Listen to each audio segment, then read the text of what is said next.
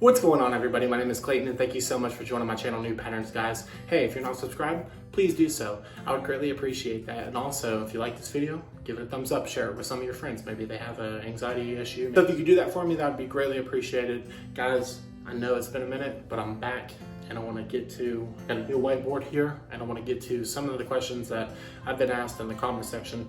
But so let's go ahead and start this video today. Here on the whiteboard, actually I have my guy right here. He's my good friend. His name's Jim. Let's call him Jimmy. He looks young. Never met a young Jim. I've met a skinny Jim. I call him Slim Jim. That's corny. So unfortunately, Jimmy, my friend, is now diagnosed with GAD, generalized anxiety disorder. Also, panic disorder.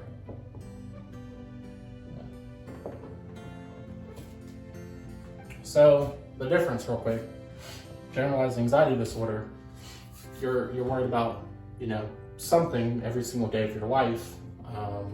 For example, you wake up, you're worrying, you go to sleep, you're worrying. You're just generalized, just a general worry every single day. Panic disorder, on the other hand, it's multiple panic attacks that are happening, but it's a lot of panic attacks happening and it's affecting the quality of life. So Jimmy's question is, why am I experiencing symptoms when I'm not anxious? This is a problem, right? This is a big problem. And it's a realistic problem. A lot of us experience symptoms every single day. Even when we think we're calm, we're experiencing symptoms. Why is that? It all has to do with the brain, this bad boy over here. Now, there's a million things that I can say why you're experiencing symptoms. Maybe you're not eating right. Maybe you're not drinking enough water. Those are external factors. Those are things that you can change. There's a problem in your nervous system. So your brain is not just in your head. Your brain pretty much runs down your whole body. It's called your autonomic nervous system.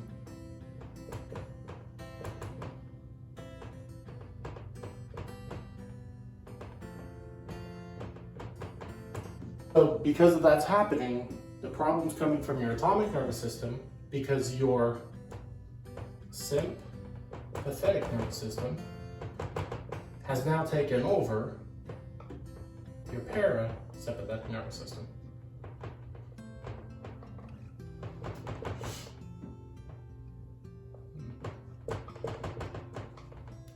Your sympathetic nervous system has now taken over your parasympathetic nervous system. Can I get English, please? Okay, sure. Your sympathetic nervous system is a thing called fight or flight.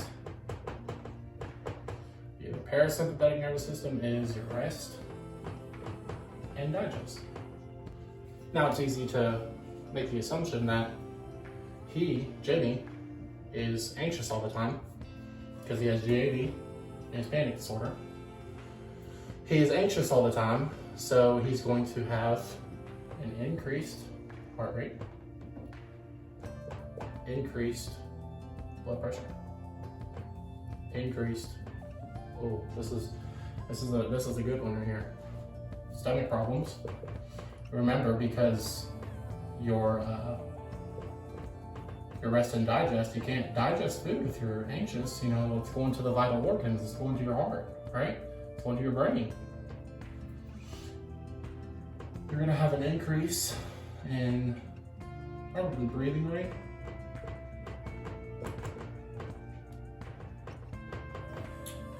You're going to have an increase in your HVR. So speaking of that, your HVR, heart rate variability, will go down.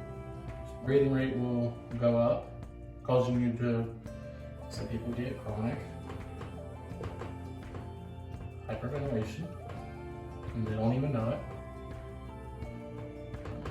I'm not going to go touch him over there. But, this, in essence, you have all these problems, and there's a a lot more that these problems cause. So for example, increased heart rate, more palpitations. Increased stomach problems, irritable bowel syndrome, nausea, vomiting at the worst case, right? Bloating, belching, breathing rate, hyperventilation, dizziness, shortness of breath. When this is chronic, all these things are being affected by stress and anxiety alone.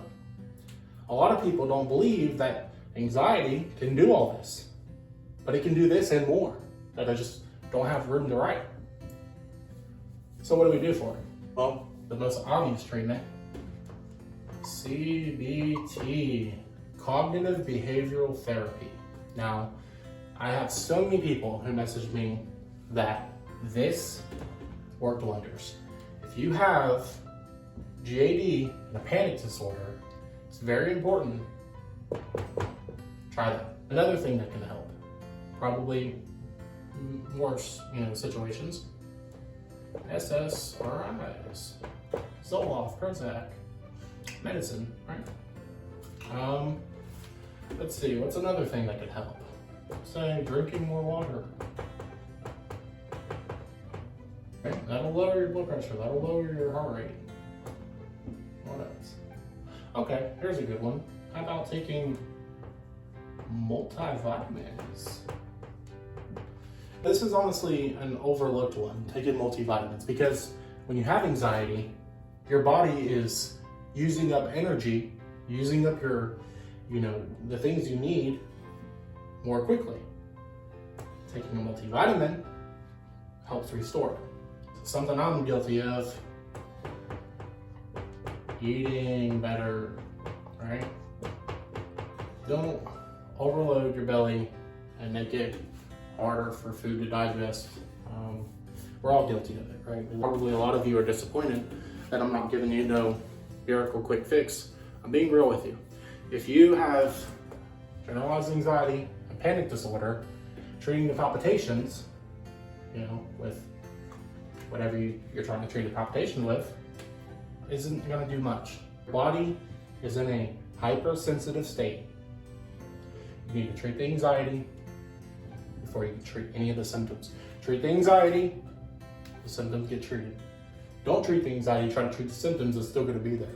And that's why you're not having results. Honestly, a good way to look at it, let's do it like this. Draw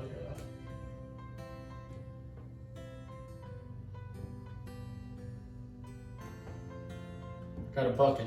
I got a bucket right here, right? I don't have a blue marker, so we're gonna say this bucket's full of swamp water, right? It's water. Let's pretend it's algae water or something like that, right? When you have anxiety, it's like somebody, this is your body. We're using this is just an example. When you have anxiety, it's like somebody comes over here, pokes a hole right there. Okay, so now all the water that you just put in your bucket, you're full, you have whatever. When you have a panic attack, it goes empty, right? So you have no more water in your bucket, and that's why after a panic attack you feel really tired, you feel drained. Let's say you have this, GAD. You have water, but there's a problem, okay? The problem is you have a leak. So no matter how much you try to replenish the water by trying to treat the symptoms, you're gonna have that leak. So you wouldn't keep putting water, right, in a bucket that has a leak. You need to fix the leak. Don't try to keep putting water in your bucket and trying to treat the symptoms or cover up the symptoms. If you have a problem down here, fix your leak. Don't fix your symptoms. Anyways, hope you enjoyed that, guys. Thank you so much to do this on YouTube. I appreciate it. Thanks for watching. God bless.